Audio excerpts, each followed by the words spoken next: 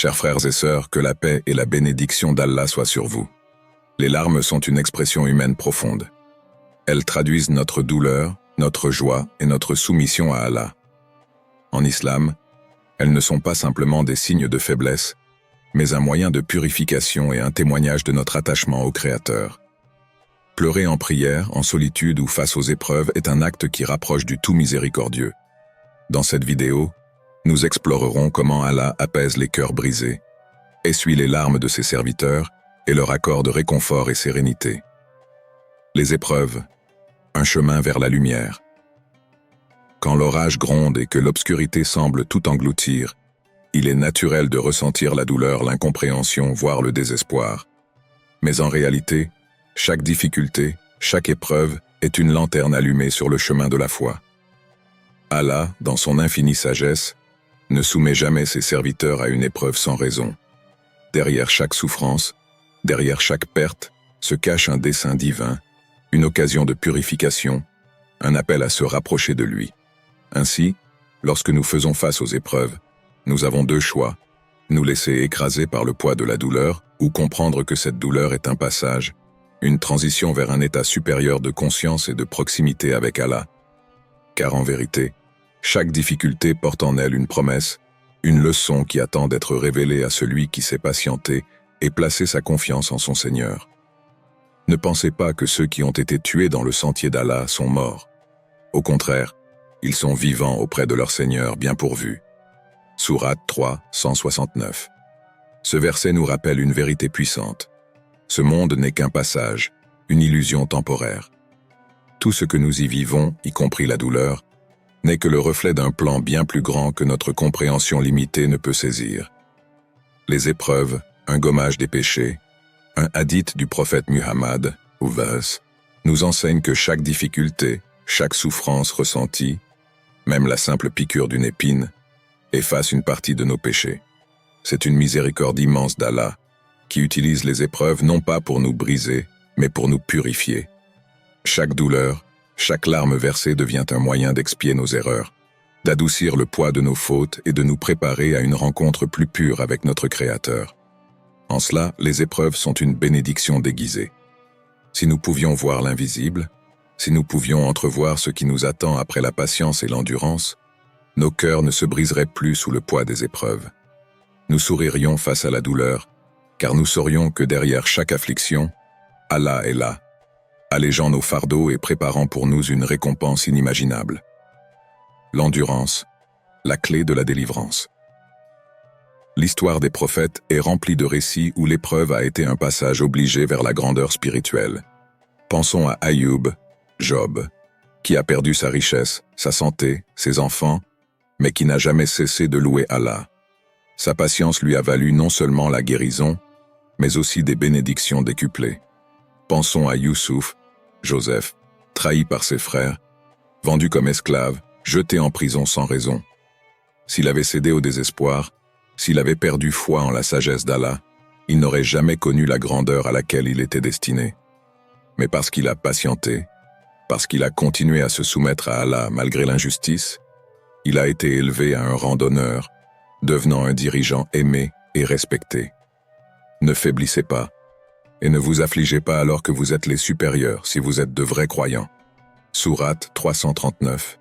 La douleur est temporaire. L'épreuve est passagère.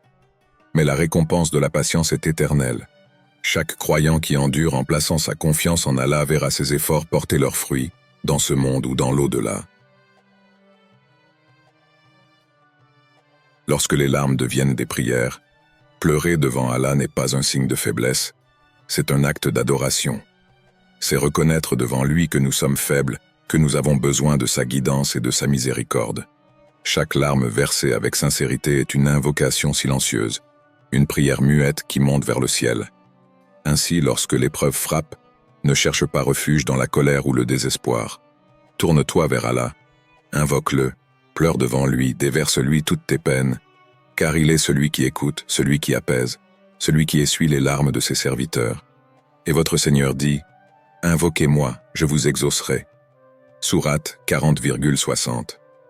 Les épreuves ne sont pas là pour nous détruire. Elles sont là pour nous révéler. Elles sont là pour nous apprendre à dépendre entièrement d'Allah, à nous abandonner à sa sagesse et à trouver la paix dans son rappel. Car en vérité, toute épreuve a une fin, toute douleur a un remède, et toute larme versée pour Allah sera remplacée par une joie infinie dans l'au-delà. Les larmes, un langage du cœur. Les larmes sont un mystère. Elles coulent sans prévenir, jaillissent des profondeurs de l'âme et traduisent ce que les mots ne peuvent exprimer. Elles peuvent témoigner d'une tristesse accablante, d'un repentir sincère, ou d'un amour si puissant qu'il en devient douloureux. Mais en islam, les larmes sont bien plus qu'une simple réaction émotionnelle. Elles sont un dialogue intime avec Allah, une preuve vivante de la foi qui habite le cœur du croyant. Certaines larmes purifient, d'autres élèvent, et certaines protègent du feu de l'enfer. Comme nous le rapporte un hadith du prophète, « 2 yeux ne seront jamais touchés par le feu de l'enfer, un œil qui pleure par crainte d'Allah, et un œil qui veille dans son sentier. » At-Tirmidhi. Il existe des pleurs qui rapprochent du tout miséricordieux, des larmes qui témoignent d'un cœur vibrant au souvenir d'Allah, d'un cœur conscient de sa grandeur et de sa justice. Les larmes de crainte et d'amour. La grandeur d'Allah est infinie, sa puissance incomparable. Lorsqu'un croyant médite sur son immensité, sur la balance qui pèsera ses actions au jour du jugement, sur l'instant où il se tiendra seul devant son Seigneur, un frisson peut parcourir son être, et ses yeux se remplir de larmes. Ces larmes ne sont pas un signe de faiblesse. Elles sont une marque de conscience, un témoignage silencieux que le cœur est encore vivant et connecté à l'invisible. Dans le Coran, Allah dit « Ceux qui, lorsqu'on leur rappelle les versets du tout miséricordieux, tombent prosternés et pleurent. » Sourate 19:58. Les compagnons du prophète avaient ce cœur qui tremblait à l'écoute des versets divins. Omar ibn al-Khattab, malgré sa force et son autorité, pleurait souvent en récitant le Coran, submergé par la peur d'Allah et la profondeur de ses paroles. Mais les larmes ne sont pas seulement celles de la crainte. Il y a aussi celles qui naissent d'un amour sincère. Un amour si fort qu'il fait fondre l'âme. Un amour qui aspire à la rencontre avec Allah. Pleurer d'amour pour lui, c'est ressentir cette proximité, cette chaleur intérieure qui unit le serviteur à son Créateur. Les larmes de repentir, une purification de l'âme. Parfois, les larmes sont le dernier refuge d'un cœur accablé par ses erreurs. Lorsqu'un serviteur réalise l'ampleur de ses péchés, qu'il prend conscience des fautes qu'il a commises, il n'a plus d'autre issue que de se tourner vers son Seigneur, le cœur brisé, les yeux baignés de larmes.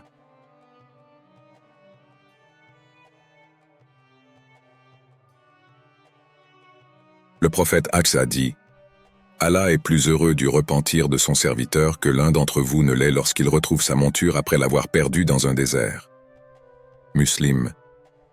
Les larmes de repentir sont précieuses. Elles lavent le cœur, elles réconcilient l'âme avec Allah. Elles effacent des années de négligence en un instant sincère. Un homme qui pleure en demandant pardon à Allah est un homme qui renaît. Il ne pleure pas parce qu'il est perdu, il pleure parce qu'il a trouvé le chemin du retour. Les larmes du prophète, un exemple à suivre. Le messager d'Allah, malgré sa force et son endurance face aux épreuves, versait souvent des larmes. Lorsqu'il priait seul dans la nuit, lorsqu'il méditait sur l'au-delà, lorsqu'il invoquait Allah avec intensité, ses yeux s'emplissèrent de larmes. Un jour, Abdallah ibn Mas'ud récita un verset du Coran devant lui, et lorsqu'il arriva à « Comment sera-t-il donc quand nous ferons venir un témoin de chaque communauté et que nous te ferons venir comme témoin contre ceux-ci » Sourate 4:41. Le prophète, submergé par l'émotion, lui demanda d'arrêter, car ses larmes coulaient abondamment. Ces moments nous enseignent une leçon précieuse. Pleurer devant Allah est un acte d'adoration. C'est reconnaître sa faiblesse et sa dépendance totale envers lui. C'est se rappeler que ce monde est éphémère et que l'au-delà est la véritable demeure. Pleurer dans la solitude, un acte de sincérité. Les larmes les plus pures sont celles qui coulent loin des regards, dans l'intimité d'une nuit silencieuse. Le croyant qui se lève, qui invoque son Seigneur, qui verse des larmes en secret, est un être dont l'âme est connectée à Allah. Il ne pleure pas pour être vu, il pleure parce que son cœur parle à son Créateur. Le prophète Qouaz a dit qu'un des 7 types de personnes qui seront sous l'ombre d'Allah le jour du jugement est un homme qui, dans la solitude, évoque Allah et dont les yeux se remplissent de larmes. Al-Bukhari, Muslim. Ces larmes sont précieuses. Elles sont la preuve que le cœur est toujours en vie, qu'il n'est pas engourdi par la dureté du monde. Elles sont le signe que l'amour et la crainte d'Allah résident encore en nous. Conclusion. La valeur d'une larme sincère. Les larmes ne sont pas une faiblesse. Elles sont une langue que seul Allah comprend. Elles sont un secret entre le serviteur et son Seigneur. Que ce soit par crainte, par amour ou par repentir, une larme versée pour Allah est un trésor inestimable. Elle est une porte vers sa miséricorde, un signe que l'âme aspire à lui. Alors, lorsque les épreuves t'accablent, lorsque ton cœur est trop lourd pour parler, laisse tes larmes s'adresser à Allah, car lui seul sait ce qu'elles renferment, et lui seul peut les transformer en lumière. L'assurance divine après l'épreuve, la promesse du soulagement. Lorsque l'épreuve frappe, elle donne l'impression d'un tunnel sans fin, d'une obscurité impénétrable où l'espoir s'amenuise. La douleur s'installe, les doutes surgissent, et parfois l'âme vacille sous le poids de l'inconnu. Mais Allah, dans son infinie sagesse et miséricorde, a inscrit une règle immuable dans la vie du croyant. Aucune difficulté n'est éternelle, aucune épreuve ne demeure sans issue. Allah nous le rappelle avec douceur et certitude. À côté de la difficulté est certes une facilité. Sourate 94, 6. Ce n'est pas une simple parole de réconfort, mais une promesse divine. La tristesse a une fin, la souffrance s'allège, et la lumière finit toujours par percer l'obscurité. Le cycle des épreuves, une loi divine. Tout dans l'univers suit un cycle.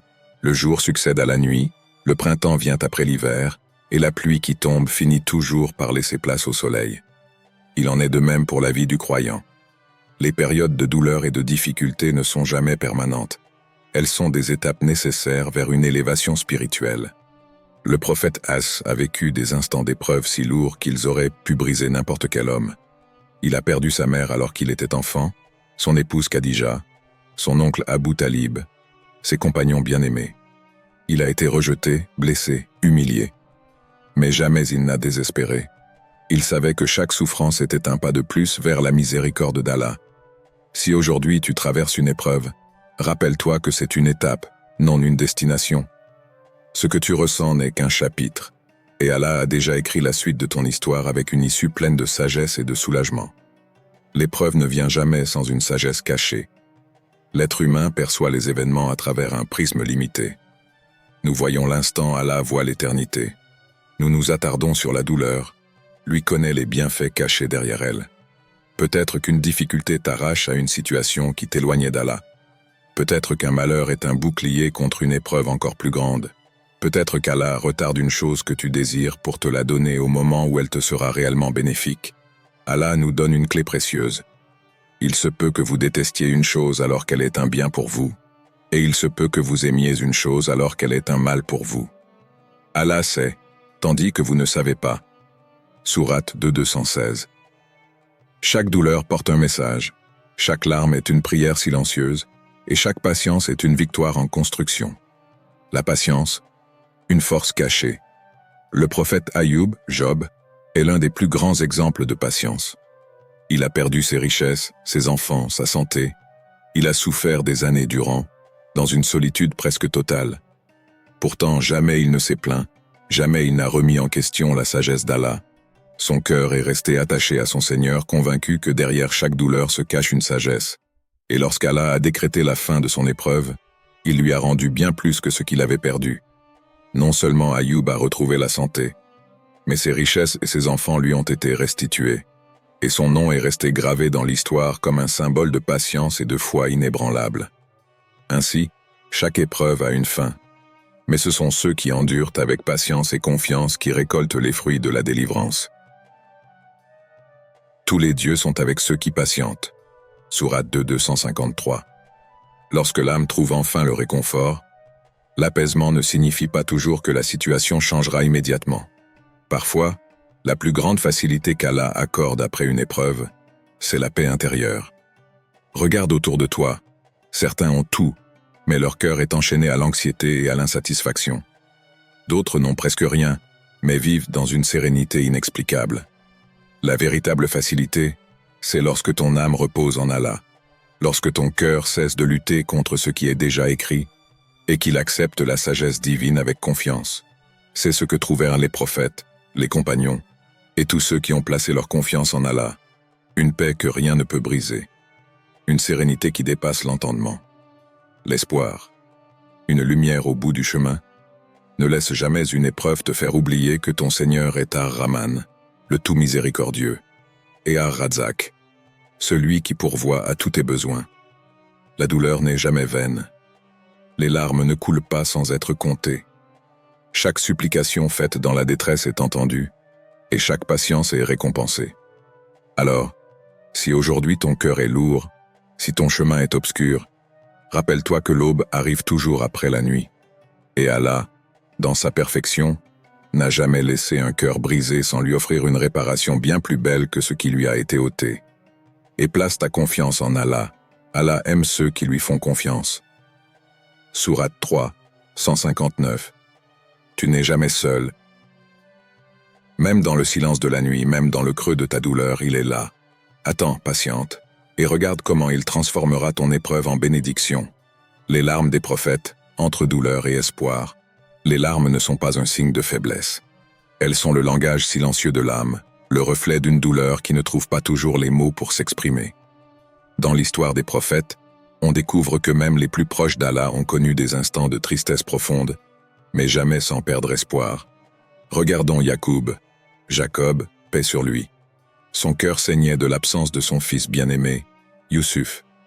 Les années passaient, mais son amour pour lui restait intact, et son attente teintée de douleur se mêlait à une foi inébranlable. Il pleura tant que ses yeux s'éteignirent, voilés par le chagrin.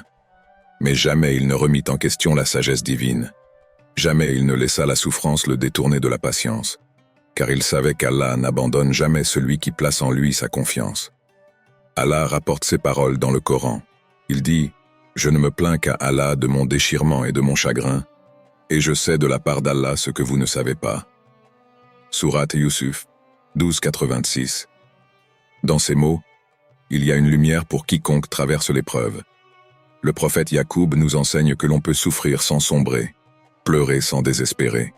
Ses larmes n'étaient pas un signe de résignation, mais une prière silencieuse, un pont entre son cœur brisé et la miséricorde d'Allah. Et que dire du dernier messager, Muhammad, paix et salut sur lui.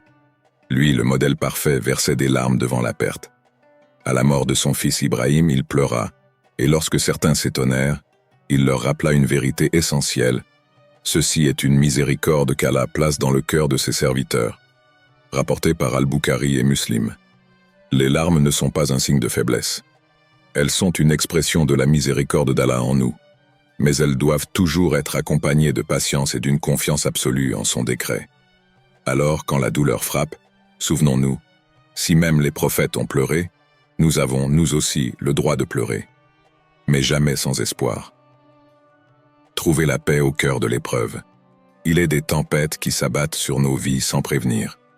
Des nuits où le cœur se serre, où l'âme vacille sous le poids de l'épreuve. Dans ces moments, la question surgit. Comment trouver la paix quand tout semble s'effondrer?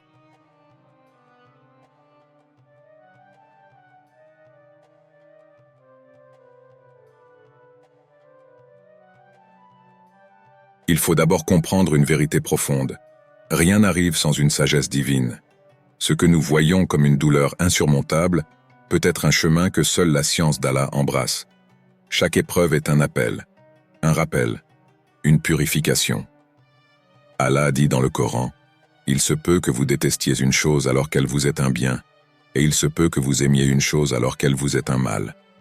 Allah sait, tandis que vous ne savez pas. » Sourate Al-Baqarah, 216. Accepter le décret d'Allah ne signifie pas ne pas ressentir la douleur. Cela signifie l'accueillir avec la certitude qu'elle a un but, que derrière chaque larme il y a une sagesse, derrière chaque perte une réparation. La patience, sabre, est notre bouclier. Elle n'est pas une simple attente passive, mais une force intérieure. Un acte d'adoration qui rapproche du paradis. Le prophète, paix et salut sur lui, a dit « Quiconque endure avec patience, Allah lui accordera la patience. Et personne n'a reçu de don meilleur et plus vaste que la patience. » Rapporté par Al-Bukhari et Muslim. Mais la patience seule ne suffit pas. Il faut parler à Allah. Se lever dans la nuit quand tout dort, murmurer nos faiblesses dans la prière, lever les mains en secret. Car la supplication est l'arme du croyant. Elle transforme l'angoisse en apaisement, le doute en confiance. Enfin, il y a une certitude absolue. Chaque douleur endurée pour Allah ne sera pas perdue. Elle sera pesée dans la balance du jour dernier, transformée en lumière. Alors, face à l'épreuve, souviens-toi, ce monde est une route, non une destination. La vraie paix ne réside pas dans l'absence de douleur, mais dans la certitude que chaque difficulté cache une sagesse et une récompense qui nous attendent auprès d'Allah. Une invocation pour les cœurs brisés. Ô Allah, toi qui vois ce que nul ne voit, qui entends ce que nul n'entend, apaise les âmes tourmentées. À ceux dont le cœur est lourd, accorde la sérénité. À ceux qui pleurent en silence, offre le réconfort. À ceux qui doutent, insuffle la certitude. Essuie leurs larmes comme tu essuies les douleurs de ceux qui t'invoquent avec sincérité. Fais de chaque épreuve une purification, de chaque souffrance un chemin vers toi. Que ta lumière éclaire leur nuit et que ta miséricorde enveloppe leurs âmes. Amin. Si ce message a touché ton cœur, abonne-toi et partage cette vidéo. Fais-en une source de réconfort pour d'autres. Que la paix et la miséricorde d'Allah t'accompagnent.